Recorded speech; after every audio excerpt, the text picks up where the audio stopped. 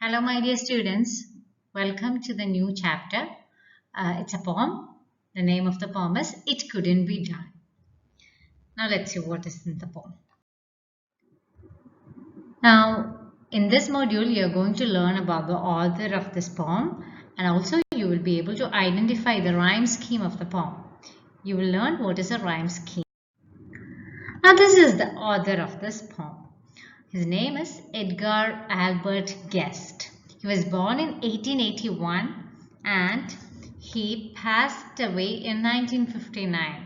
He was a British-born American poet who was popular in the first half of the 20th century and became known as the people's poet. His poems often have an inspirational and optimistic view of everyday life. His collections include Home Rhymes, Just Glad Things, and When Day is Done. In this poem, the speaker inspires us to give our best to complete any task that we may need to do, however difficult it may seem and regardless of what others say.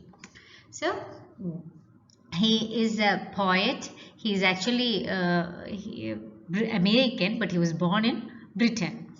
And he is best known as people's poet because the theme of his poems were mainly the common problems of a common man, the main problems of a common man. That's why he is known as people's poet. And he had a very optimistic view of life. Optimistic view means positive view towards life. Everything can be achieved. He was always a happy-go person. So now in this poem, he is telling about how to do things. Like for us, sometimes the task given to us may be very difficult. We may find it very difficult to do, or we may find it unachievable. But he says that with our determination and willpower, we'll be able to achieve anything. We'll be able to accomplish any task. That's the main theme of this poem. Now let's go into the poem. It couldn't be done. Somebody said that it couldn't be done, but he, with a chuckle, replied that maybe it couldn't, but he would be one who wouldn't say so till he had tried. So he buckled right in with a trace of a grin on his face. If he worried, he hid it. He started to sing as he tackled the thing that couldn't be done, and he did it. So always, it's about a person who is always positive towards the things, too positive towards life. So everybody would tell him, no, that you cannot do that. It couldn't be done.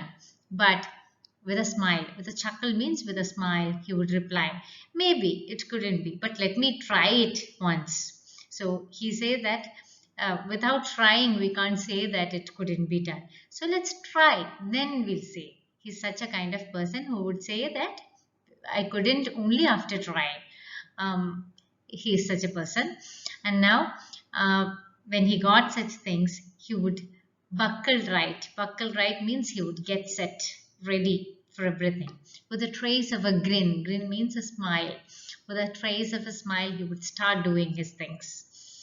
And if he had some worries, he might have worries inside him that he may not be able to do it, but he did not show it in front of others. He hid it, means he hid his feelings inside. Outside he was very pleasant and he was very positive. That would create a positive energy in others too. And when he started to do things, he would sing and start doing to show others that it's easy. It is not such a difficult task. And with that song, he would tackle the things. He would tackle the things means with his determination and willpower, he brought the things to his control and he would do it. The thing that couldn't be done, he actually did it with his willpower and determination. Somebody scoffed. Oh, you will never do that. At least no one ever has done it. But he took off his coat and he took off his hat, and the first thing we knew he had begun it. With a lift of his chin and a bit of a grin, without any doubting or quiddit, he started to sing as he tackled the thing that couldn't be done, and he did it. So sometimes people would mock. Scoffed means mock at him. You will never do that. In my whole life, I have never seen somebody doing it. So you will not be able to do that. Some people will mock him, but he will not care for all those words. He will take off his coat and he'll start working. He took off his coat, he took off his cat, and he kept it aside and he started working to achieve the thing. And we know that from this, we know that he had already started his work to achieve the difficult task. And there was always a smile on his face when he did things. And without any doubting or credit means he, in his words, we find no confusion. He is fully like what he is fully confident that he could do it. Again, the poet is repeating. He started to sing as he tackled the thing. He started to sing as he brought the things under his control. And the thing that couldn't be done, he did it. There are thousands to tell you it cannot be done. There are thousands to prophesy failure. There are thousands to point out to you one by one the dangers that wait to assail you. But just buckle in with a bit of a grin. Just take off your coat and go to it. Just start in to sing as you tackle the thing that cannot be done, and you will do it.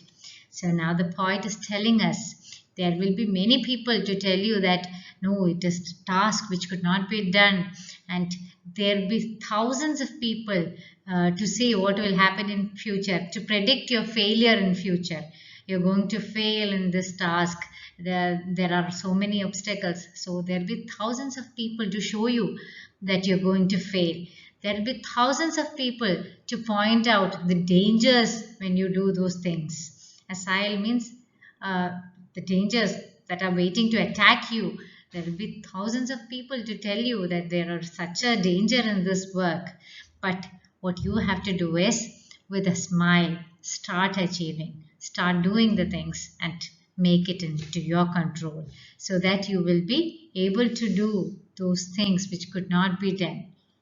You will be able to achieve it. See, such a motivational poem. So whatever you have in your mind, your dreams, come on, start working for it and achieve it.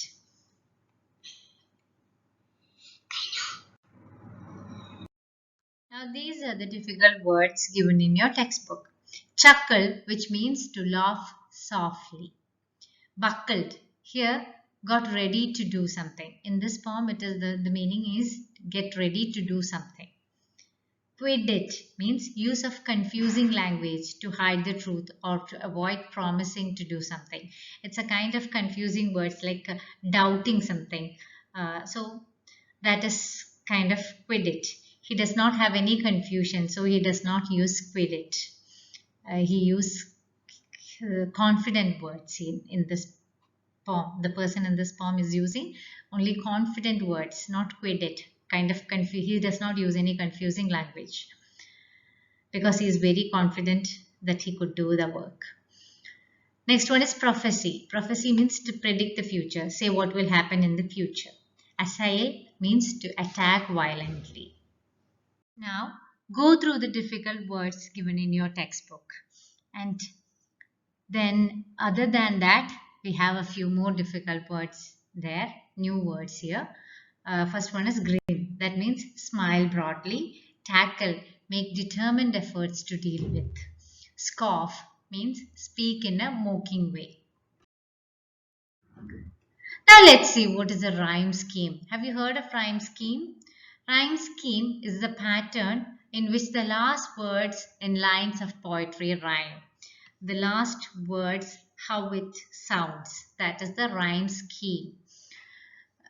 We record rhyming lines with letters. The first two lines that rhyme would be A, the next would be B, and so on.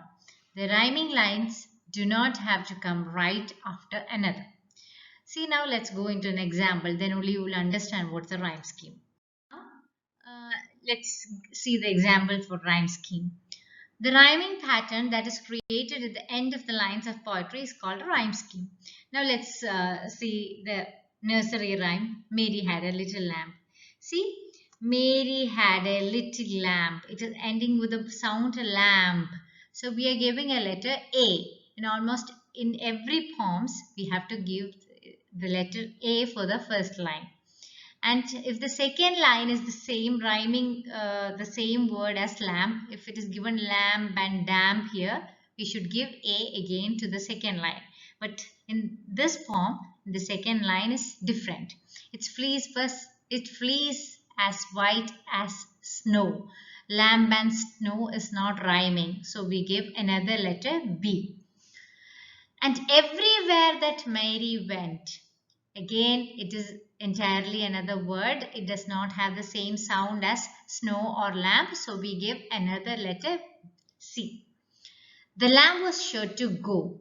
Go and snow. Oh, oh, sound is coming for both these lines. So we gave the same letter which we gave for snow. The same letter we gave it to the fourth line also B. So the rhyme scheme of this poem is A, B, C, B. A, B, C, B. Understood how to give the rhyme scheme? It is the sounds of the last words.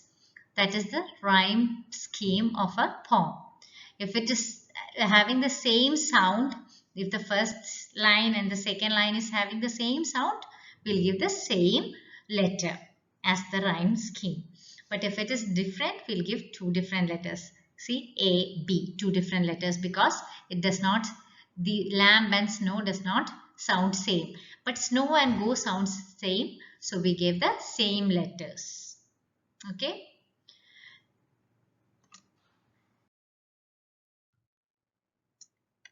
Now these are our self-check questions. Just go through it and think and answer. You have to do it. See, and think and answer. Second question is to identify the rhyme scheme of the poem. Try to do it. Next is your TMLA. You will have to, actually this is to be done in the class. You have to work in pairs and share with your partner how you dealt with a difficult situation. Give details of why it was difficult and how it had dampened your spirits at first, and then the effort you put in to resolve the issue. The situation can be real or imaginary. See, actually, if you have someone, if you have your friends, you can discuss with your friends and write. It is what you have to write is you have to imagine, or if you had such an experience in your real life, a very difficult situation to face in your real life, you can write that. If you faced any such difficult situations, you have to write how you felt in the beginning, how you felt very discouraged that I'll not be able to do it, and then how did you achieve it? You were able to achieve it with your determination and willpower. So you can write, you can either imagine the situation, or if you had really such an experience, you can write that and send it to me through Classroom. That's all. Thank you. Take care. Bye bye.